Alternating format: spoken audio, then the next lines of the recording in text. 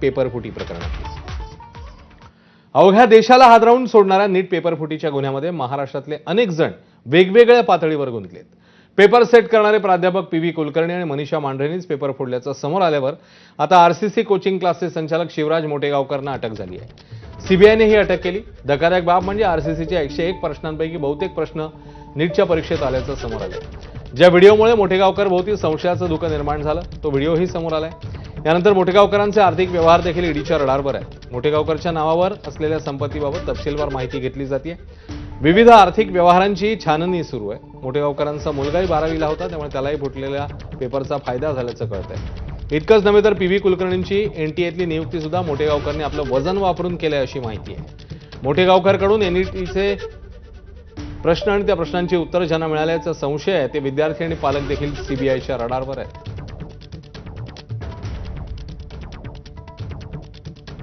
नीट 2026 चा आत्ताच पेपर झाला. माझ्यासोबत प्रगती आहे, तिने आत्ताच पेपर देऊन आला. आरसीसी मॉक मधून आरसी टेस्टिंग क्वेश्चन आले, त्याच्या बाहेर क्वेश्चन आलाच ना. तुम्ही खुश आहात आरसीसी? हो, खरंच खुश आहात? बायोलॉजी काय म्हणते? सगळं एनसीईआरटी बेसिस मॉक टेस्ट मध्ये जे विचारलं ते चालतं. आपल्या मॉक पेज सोपं होतं का अवघड होतं? सोपं. वा, छान. कसा गेला पेपर तुला? Chemistry, physics, bio? खूप छान केलं सर. आणि तुम्ही जे 101 क्वेश्चन दिले होते ना, त्या 101 क्वेश्चन मधून मोस्ट ऑफ त्याच्यातच आले होते question. अरे वा, आपण जे शेवटी मॉकला जे घेतो आपण ते सगळे क्वेश्चन्स. वा, व्हेरी गुड. मॉक पेपर हे म्हणजे आरसीसी पेपर फॉलो केली more than sufficient. More than sufficient आहेत सर ते. अच्छा अच्छा, व्हेरी गुड व्हेरी गुड. खूप छान खूप छान. तर सीबीआयने मोटेगावकर भोवती कसा सापळा रचला ते बघूया. प्रल्हाद कुलकर्णीसह इतर आरोपींच्या माध्यमातून मोटेगावकरचं नाव समोर आलं. सीबीआयकडनं लातूरमध्ये जाऊन मोटेगावकरची चौकशी झाली. फॉरेन्सिक तपासासाठी मोटेगावकराचा मोबाईल ताब्यात घेण्यात आला. मोबाईलमधून मोटेगावकरने डिलीट केलेला डेटा रिकव्हर झाला. रिकव्हर माहितीतनं प्रश्नपत्रिका आणि मोटेगावकरांकडचे प्रश्न तंतोतंत जुळले. रविवारी सीबीआयकडनं मोटेगावकराला मोबाईल घेण्यासाठी निरोप आला. गाफील मोटेगावकर फक्त ड्रायव्हर सोबत मोबाईल घेण्यासाठी सीबीआय कार्यालयात पोहोचले. मग सीबीआयने सांगितलं यू आर अंडर अरेस्ट.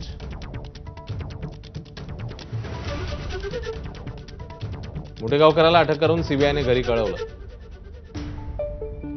सोमवारी सकाळी मोटेगावकरला घेऊन सीबीआय अधिकारी दिल्लीत पोहोचले.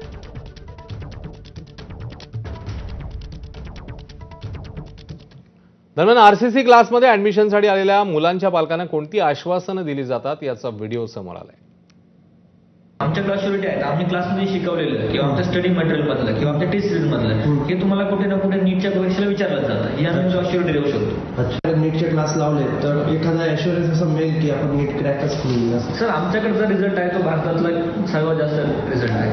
तुम्ही जर बघितलं की एम्स कॉलेजेस असतं किंवा गव्हर्नमेंट मेडिकल कॉलेज पूर्ण भारतावरतले म्हणतोय एकमेव कोचिंग आहे की सर्वात जास्त रेशो आपल्या विद्यार्थ्यांचा तिथे येतो. तुम्ही भारतातल्या कुठल्याही मेडिकल कॉलेजमध्ये जा किंवा प्रत्येक मेडिकल कॉलेजमध्ये आरसीसीचा एक विद्यार्थी सापडणार. अच्छा, एवढा अश्युरन्स आम्ही तुम्हाला देतोय. कारण की हा जो रिझल्ट आहे किंवा एवढा जो रिझल्ट प्रिंट करतो आम्ही, हा रिझल्ट आजपर्यंत कोणताच कोचिंगचा नाही. आजपर्यंत तुम्हाला एवढा रिझल्ट कोणत्याच कोचिंगने दाखवलेला नाही. तर अकोल्यामध्ये आरसीसी क्लास चालू न देण्याचा इशारा मनसैनिकांनी दिलाय. 22 लाख नीट परीक्षा देणाऱ्या विद्यार्थ्यांचं भविष्य ज्यांनी खराब केलं आहे तसे मोटेगावकर यांची आज अटक झालेली आहे. या प्रकरणात त्या मोटेगावकरचं कोणतेही कोचिंग क्लास आम्ही चालू देणार नाही. अकोल्यातलं त्यांचे जे आरसीसीचे 2 जे सेंटर आहेत ते सेंटर मधले ज्या पोरा प्रवेशित आहेत त्या पोरांचे त्यांनी तात्काळ 8 दिवसाच्या आत पैसे परत करावे आणि हा कोचिंग क्लास इथे त्यांनी बंद करावा. यानंतर मोटेगावकरचं कोणतेही कोचिंग क्लास आम्ही अकोल्यात चालू देणार नाही.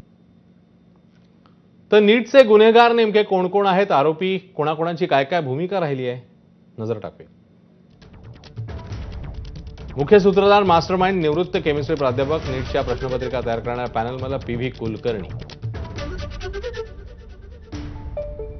बायोलॉजी प्राध्यापिका, पुणे मॉडर्न कॉलेज, नीटच्या प्रश्नपत्रिका तयार करणाऱ्या पॅनलमधल्या मनीषा मांढरे. तर आरसीसी कोचिंग क्लासेस संचालक शिवराज मोटेगावकर रॅकेटमध्ये महत्वाची भूमिका बजावल्याचा संशय. श्रीमंत कुटुंबातील ढ विद्यार्थ्यांवर पाळत तसंच श्रीमंत पालकांना गाठून लाखोंचे व्यवहार करणारा BAMSचा विद्यार्थी नाशिकमधला शुभम खैरनार. विद्यार्थ्यांना शोधून प्रश्नपत्रिका पुरवणाऱ्या सूत्रधारांपर्यंत पोहोचवणं. ब्युटी पार्लर चालक पुण्यातली मनीषा, त्यासोबतच आयुर्वेदिक डॉक्टर अहिल्यानगर सध्या पुण्यामध्ये विद्यार्थ्यांना शोधून प्रश्नपत्रिका पुरवणाऱ्या सूत्रधारांपर्यंत पोहोचवणं. धनंजय लोखंडे हे सगळे नीटचे गुन्हेगार आता समोर आले. तर 3 मे रोजी झालेल्या नीटच्या परीक्षेचे पेपर 27 एप्रिललाच फुटल्याचं तपासातनं समोर आलं. सीबीआयच्या तपासातले तपशील माझाच्या हाती लागले. सीबीआयच्या तपासात मनीषा वाघमारेची भूमिका ठळकपणे समोर आली आहे. मनीषा वाघमारेने 3 मेच्या परीक्षेचे प्रश्न आठवडाभर आधीच संबंधितांना पुरवले. अन्य आरोपींशी संगनमत करून टाकून प्रश्न फोडले आणि धनंजय लोखंडे, शुभम खैरनार मार्फत इतरांनाही प्रश्नोत्तरं पुरवल्याचं कळत आहे. मनीषाकडनं पुरावे नष्ट करण्याचा प्रयत्न झाल्याचंही समोर आलं.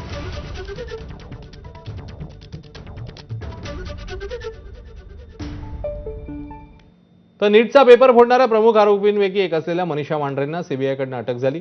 अखेर मनीषा मांढरेंचंही निलंबन झालंय. पुण्यातल्या मॉडर्न कॉलेजमध्ये मनीषा मांढरे बायोलॉजी प्राध्यापिका आहेत. मॉडर्न महाविद्यालयात तातडीची बैठक आयोजित करण्यात आली. या बैठकीत मनीषा मांढरेंच्या निलंबनाबाबत चर्चा झाली. मनीषा मांढरेंच्या संदर्भातली घटना शिक्षण क्षेत्राच्या प्रतिमेला बाधा पोहोचवणारी आहे, त्यामुळे त्यांना निलंबित करण्यात येत असल्याचं पत्र महाविद्यालयाकडनं काढण्यात आलं.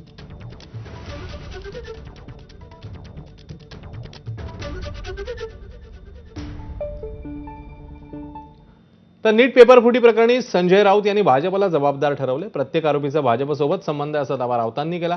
तर काँग्रेसच्या अमित देशमुखांच्या प्रचारातील मोटेगावकरच्या व्हिडिओवरनं नवनाथ बन यांनी काही सवाल उपस्थित केले.